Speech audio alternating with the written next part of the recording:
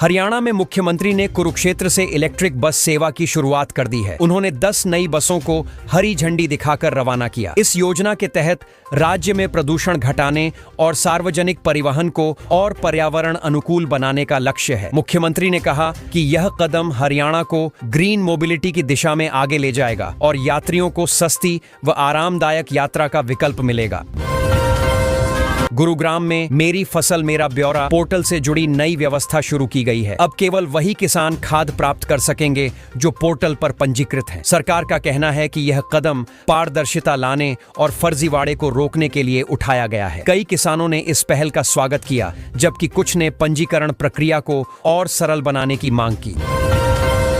हरियाणा सरकार ने दिवाली पर बस यात्रियों को बड़ा तोहफा दिया है। मुख्यमंत्री सैनी ने घोषणा की कि राज्य भर में दिवाली के अवसर पर यात्रियों को फ्री बस सेवा दी जाएगी। यह सुविधा सीमित अवधि के लिए लागू होगी ताकि लोग सुरक्षित और सुलभ तरीके से अपने घरों तक पहुंच सकें। मुख्यमंत्री ने कहा कि सरकार जनता को त्योहारों में राहत और सुविधा देने के लिए प्रतिबद्ध है। गुरुग्राम की ईडन हाइट्स सोसाइटी ने ठोस कचरा प्रबंधन की दिशा में सराहनीय कदम उठाया है। सोसाइटी के निवासियों ने मिलकर वेस्ट सेग्रीगेशन और रिसाइकलिंग की प्रक्रिया शुरू की है। इस पहल से पर्यावरण संरक्षण के साथ साथ नगर निगम के बोझ में भी कमी आएगी। स्थानीय लोगों ने इसे शहर की स्वच्छता के लिए प्रेरक कदम बताया और अन्य सोसाइटियों को भी ऐसा करने की अपील की।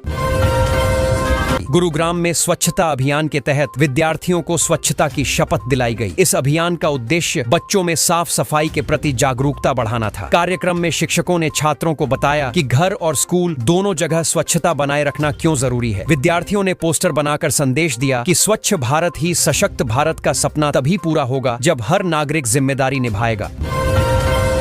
गुरुग्राम के बाल महोत्सव में बच्चों ने अपनी रचनात्मक प्रतिभा का शानदार प्रदर्शन किया। Group dance, solo song, poster making और रंगोली प्रतियोगिताओं में कई बच्चों ने हिस्सा लिया। कार्यक्रम में बच्चों के उत्साह को देखकर दर्शक मंत्रमुग्ध रह गए। आयोजकों ने कहा कि ऐसे आयोजन बच्चों के आत्मविश्वास को बढ़ाते हैं और उन्हें अपनी छिपी प्रतिभा दिखाने का मौका देते हैं। बहादुरगढ़ में एक अवैध प्लास्टिक यूनिट पर प्रशासन ने बड़ी कार्रवाई की। अधिकारियों ने फैक्ट्री से बड़ी मात्रा में प्रतिबंधित प्लास्टिक जब्त किया और यूनिट को सील कर दिया। इस कार्रवाई से इलाके में हड़कंप मच गया है। पर्यावरण विभाग ने कहा कि यह अभियान आगे भी जारी रहेगा ताकि प्लास्टिक प्रदूषण पर पूरी तरह रोक लगाई जा सके। गुड़गांव में 6 करोड़ रुपए से बनी सड़क एक ही दिन में टूट गई, जिससे शहर वासियों में गुस्सा है। नगर निगम ने जांच कर ठेकेदार पर 57 लाख रुपए का जुर्माना लगाया है। अधिकारियों ने माना कि सड़क निर्माण में गुणवत्ता की अनदेखी की गई थी। अब निगम ने चेतावनी दी है कि भविष्य में लापरवाही पर और कड़ी कार्रवाई की जाएगी। गुरुग्राम में ट्रैफिक पुलिस ने चालान काटने की रफ्तार तेज कर दी है। पिछले 10 महीनों में 53,000 से ज्यादा गाड़ियों पर कार्रवाई की गई। पुलिस ने बताया कि ज्यादातर चालान ओवर स्पीडिंग और रेड सिग्नल जंप करने पर हुए हैं। अधिकारियों ने कहा कि यह अभियान सड़क सुरक्षा सुनिश्चित करने और ट्रैफिक नियमों का पालन कराने के लिए चलाया जा रहा है। गुरुग्राम में गैस सिलेंडर फटने से एक बड़ा हादसा हो गया। हादसे में 2 बच्चों सहित 4 लोग घायल हुए हैं। धमाके की आवाज इतनी तेज थी कि आसपास के मकानों की खिड़कियां तक हिल गईं। फायर ब्रिगेड और पुलिस ने मौके पर पहुंचकर राहत कार्य शुरू किया। घायलों को अस्पताल में भर्ती कराया गया, जहां उनकी हालत स्थिर बताई जा रही है। बहादुरगढ़ में वायु गुणवत्ता सूचकांक 229 तक पहुंच गया है, जिससे लोगों की परेशानी बढ़ गई है। प्रशासन ने दिवाली से पहले ग्रेप वन की पाबंदियां लागू कर दी हैं। अब निर्माण कार्य और खुले में जलाने पर रोक लगाई गई है। अधिकारियों ने लोगों से अपील की है कि वे पटाखे न जलाएं और प्रदूषण नियंत्रण में मदद करें। हरियाणा के राष्ट्रपति और प्रधानमंत्री नरेंद्र मोदी का राज्य द्वारा स्थगित कर दिया गया है। दोनों नेता कुछ सरकारी कार्यक्रमों में शामिल होने वाले थे, लेकिन आखिरी समय में कार्यक्रम रद्द कर दिया गया। सुरक्षा कारणों और शेड्यूल व्यस्तता की वजह से यह निर्णय लिया गया है। अब यह दौरा नवंबर में संभावित माना जा रहा है। बहादुरगढ़ में पिछले 32 घंटे में भारी बारिश हुई, जिससे जनजीवन अस्त व्यस्त हो गया। 45 मिलीमीटर से अधिक वर्षा दर्ज की गई है। कई इलाकों में खेतों और सड़कों पर पानी भर गया है। बिजली विभाग ने बताया कि 50 से ज्यादा जगह बिजली के खंभे टूट गए हैं। प्रशासन राहत कार्य में जुटा है। झज्जर में दिवाली के फेस्टिव सीजन को देखते हुए बसों के शहर के अंदर प्रवेश पर अस्थायी रोक लगा दी गई है। यह नियम 15 अक्टूबर से लागू होगा। परिवहन विभाग ने बताया कि इससे शहर में ट्रैफिक जाम की समस्या कम होगी। लोगों को बस स्टैंड से आगे के सफर के लिए ऑटो या अन्य साधनों का उपयोग करना होगा। गुरुग्राम के सफाई कर्मियों ने अपनी परेशानियां जाहिर की हैं। उनका कहना है कि उन्हें 2 महीने से वेतन नहीं मिला, जिससे त्योहार पर घर चलाना मुश्किल हो गया है। सफाई कर्मियों ने दुख जताते हुए कहा कि अगर जल्द वेतन जारी नहीं हुआ तो वे हड़ताल पर जा सकते हैं। नगर निगम अधिकारियों ने कहा कि जल्द भुगतान कर दिया जाएगा। झज्जर में रसगुल्ला फैक्ट्री और उसके रिटेल स्टोर पर खाद्य विभाग ने छापा मारा। टीम ने मिठाइयों के नमूने लिए और जांच के लिए भेज दिए हैं। विभाग को संदेह था कि मिठाई में खराब दूध और मिलावटी सामग्री का उपयोग हो रहा है। अब रिपोर्ट आने के बाद कार्रवाई की जाएगी। स्थानीय लोगों ने कहा कि ऐसे अभियान नियमित चलने चाहिए। केंद्रीय गृह मंत्री अमित शाह गुरुग्राम में एनएसजी स्थापना दिवस समारोह में शामिल होंगे। इस मौके पर वह एनएसजी कमांडोज से मुलाकात करेंगे और नई प्रशिक्षण परियोजनाओं का उद्घाटन करेंगे। प्रशासन ने पूरे आयोजन के लिए सुरक्षा के कड़े इंतजाम किए हैं। समारोह में कई केंद्रीय अधिकारी और सुरक्षा विशेषज्ञ भी शामिल होंगे। पूर्व सीबीआई जज सुधीर परमार समेत 5 आरोपियों के खिलाफ 2 साल की जांच के बाद चार्जशीट दाखिल कर दी गई है। यह मामला भ्रष्टाचार से जुड़ा बताया जा रहा है। कोर्ट अब जल्द ही इस पर सुनवाई शुरू करेगा। अधिकारियों का कहना है कि जांच में कई महत्वपूर्ण साक्ष्य मिले हैं, जिससे आरोपियों की मुश्किलें बढ़ सकती हैं। हरियाणा के जमुई निवासी ओम प्रकाश सिंह को राज्य का नया डीजीपी नियुक्त किया गया है। उनके चयन की घोषणा होते ही जमुई और हरियाणा दोनों जगह खुशी की लहर दौड़ गई। लोग सोशल मीडिया पर उन्हें शुभकामनाएं दे रहे हैं। ओम प्रकाश सिंह ने कहा कि वे कानून व्यवस्था बनाए रखने के लिए पूरी निष्ठा से काम करेंगे। आईपीएस अधिकारी ओपी सिंह को हरियाणा के डीजीपी का अतिरिक्त प्रभार सौंपा गया है। ओपी सिंह मूल रूप से जमुई के रहने वाले हैं और कई अहम पदों पर रह चुके हैं। सरकार ने उनके अनुभव को देखते हुए यह जिम्मेदारी दी है। ओपी सिंह ने कहा कि वे राज्य में पुलिसिंग को और प्रभावी बनाने की दिशा में काम करेंगे। गुजरात मंत्रिमंडल में बड़ा फेरबदल होने वाला है। सूत्रों के मुताबिक 7 से 10 मंत्री बाहर किए जा सकते हैं और कुछ नए चेहरों को जगह मिल सकती है। यह बदलाव सरकार की नई कार्यशैली और आगामी चुनावों को ध्यान में रखकर किया जा रहा है। पार्टी नेतृत्व ने कहा कि जनता के हित में योग्य और ऊर्जावान लोगों को जिम्मेदारी दी जाएगी। राहुल गांधी ने 33% हिस्सेदारी की बात कही थी। बिहार चुनाव को लेकर कांग्रेस की बैठक में महिलाओं ने जमकर विरोध किया। बैठक के दौरान हंगामा मच गया और खरगे के सामने कई कार्यकर्ताओं ने नाराजगी जताई। महिलाओं का कहना था कि पार्टी सिर्फ घोषणा करती है, लेकिन टिकट वितरण में समान भागीदारी नहीं देती। मामला अब आला कमान तक पहुंच गया है। गुरुग्राम में जिला स्तरीय युवा महोत्सव का आयोजन महिला कॉलेज में होगा। इस कार्यक्रम में नृत्य, गायन, वाद विवाद और नाटक जैसी प्रतियोगिताएं होंगी। आयोजन समिति ने बताया कि इसका उद्देश्य युवाओं को अपनी प्रतिभा दिखाने का मौका देना और उन्हें सांस्कृतिक रूप से जोड़ना है। छात्राओं ने उत्साहपूर्वक तैयारी शुरू कर दी है। कराटे प्रतियोगिता में हरियाणा के 11 खिलाड़ियों ने शानदार प्रदर्शन करते हुए मेडल जीते हैं। एकेडमी लौटने पर उनका जोरदार स्वागत किया गया। खिलाड़ियों ने कहा कि यह सफलता उनके प्रशिक्षकों और परिवार के सहयोग से मिली। अब वे राष्ट्रीय और अंतर्राष्ट्रीय स्तर पर राज्य का नाम रोशन करने की तैयारी में जुटे हैं।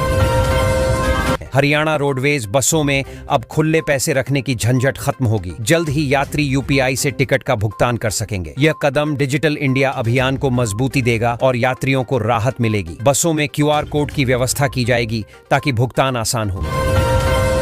हरियाणा में बच्चों को पोलियो ड्रॉप पिलाने का अभियान फिर से शुरू होने जा रहा है। स्वास्थ्य विभाग ने तैयारी पूरी कर ली है। इस अभियान के तहत राज्य के हर जिले में स्वास्थ्य कर्मी घर घर जाकर बच्चों को पोलियो की खुराक देंगे ताकि राज्य को पूरी तरह पोलियो मुक्त बनाया जा सके। हरियाणा के शिक्षकों के लिए अच्छी खबर है। शिक्षा निदेशालय ने दिवाली से पहले उनका बजट जारी कर दिया है। इससे शिक्षकों की सैलरी और अन्य भत्तों का भुगतान समय पर हो सकेगा। कई महीनों से लंबित फंड रिलीज होने से शिक्षक वर्ग में खुशी का माहौल है। हरियाणा के स्कूलों में लगातार 3 दिनों की छुट्टी घोषित की गई है। शिक्षा मुख्यालय ने इस संबंध में आदेश जारी कर दिए हैं। यह छुट्टियां त्योहारों और सप्ताहांत के कारण एक साथ आई हैं। बच्चे और अभिभावक दोनों इस फैसले से खुश नजर आ रहे हैं। गुरुग्राम मेट्रो विस्तार योजना पर काम तेज हो गया है। अब मेट्रो लाइन को गुरुग्राम रेलवे स्टेशन तक बढ़ाया जाएगा। यह ट्रैक लगभग 1.8 किलोमीटर लंबा होगा और इस पर 454 करोड़ रुपए खर्च होंगे। इससे यात्रियों को बड़ी राहत मिलेगी। गुरुग्राम में नहर पर बनी पुलिया की चौड़ाई बढ़ाने की तैयारी चल रही है। बढ़ती ट्रैफिक समस्या को देखते हुए प्रशासन ने यह कदम उठाया है। चौड़ी पुलिया बनने से वाहनों की आवाजाही सुगम होगी और लोगों को जाम से राहत मिलेगी। कार्य जल्द शुरू होने की उम्मीद है। गुरुग्राम के एस्टेयर गार्डन सोसाइटी में पानी की भारी किल्लत बनी हुई है। यहाँ के लगभग 1200 परिवार पानी के लिए टैंकरों पर निर्भर हैं। लोग रोजाना टैंकर से पानी भरने को मजबूर हैं। प्रशासन से जल्द स्थायी समाधान की मांग की जा रही है। हरियाणा सरकार ने छात्रों के लिए एनरोलमेंट रिटर्न भरने की तारीख और फीस तय कर दी है। बिना लेट फीस छात्र एक निश्चित दिन तक रजिस्ट्रेशन करा सकेंगे। इसके बाद लेट फीस लगने की संभावना है, इसलिए छात्रों को समय पर प्रक्रिया पूरी करने की सलाह दी गई है ताकि किसी तरह की परेशानी न हो। हरियाणा में CET स्कोर की वैधता बढ़ाने का बड़ा फैसला लिया गया है। अब उम्मीदवारों को बार बार परीक्षा देने की जरूरत नहीं होगी। सरकार का मानना है कि इस कदम से युवाओं का समय और पैसा दोनों बचेंगे। कैबिनेट की बैठक में इस पर सहमति बनी है और जल्द अधिसूचना जारी की जाएगी। हरियाणा रोडवेज विभाग ने अप्रेंटिस पदों पर भर्ती की घोषणा कर दी है। इच्छुक उम्मीदवारों को तय तारीख से पहले आवेदन करना होगा। यह भर्ती युवाओं के लिए रोजगार का सुनहरा मौका है। विभाग ने स्पष्ट किया है कि भर्ती प्रक्रिया पारदर्शी होगी और मेरिट के आधार पर चयन किया जाएगा। हरियाणा सरकार ने किसानों के लिए पराली प्रबंधन योजना में बड़ा बदलाव किया है। अब जो किसान पराली नहीं जलाएंगे उन्हें 1200 रुपए की प्रोत्साहन राशि दी जाएगी। अगर कोई किसान पराली जलाते पकड़ा गया तो उस पर 2 गुना जुर्माना लगेगा और FIR भी दर्ज होगी। सरकार चाहती है कि इस बार खेतों में प्रदूषण कम हो और मिट्टी की उर्वरता बनी रहे।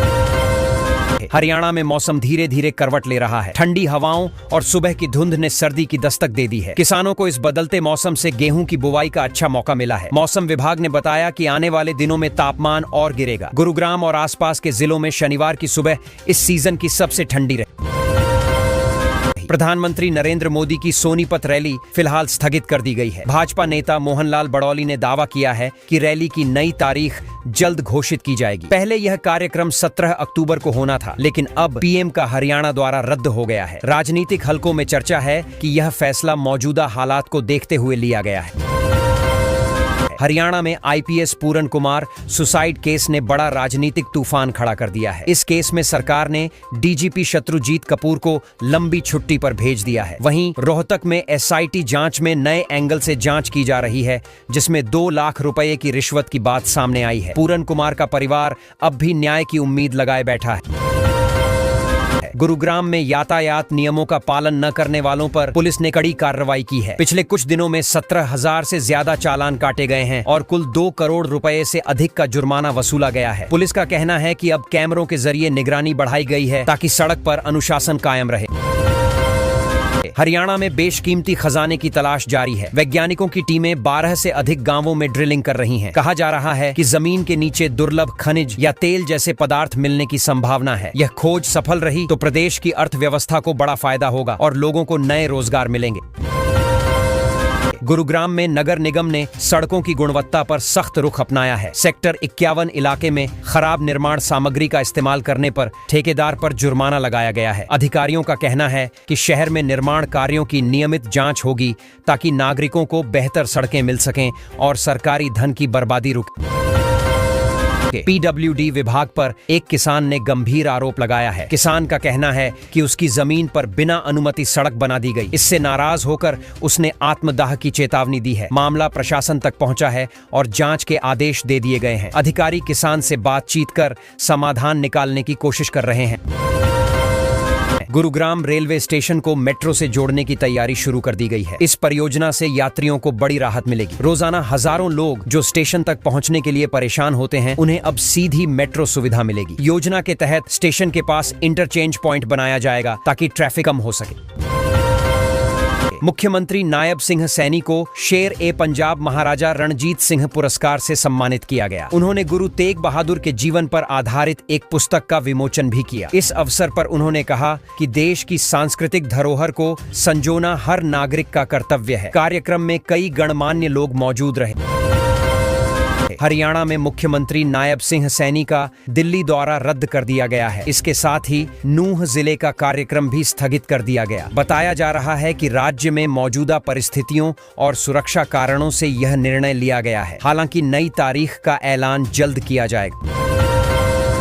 गुरुग्राम के सेक्टर 51 इलाके की हवा सबसे ज्यादा प्रदूषित पाई गई है। पर्यावरण विभाग की रिपोर्ट में बताया गया कि यहाँ PM 2.5 का स्तर खतरनाक श्रेणी में पहुँच गया है। लोगों को घर से कम निकलने और मास्क पहनने की सलाह दी गई है। प्रदूषण रोकने के लिए प्रशासन ने विशेष अभियान शुरू किया है।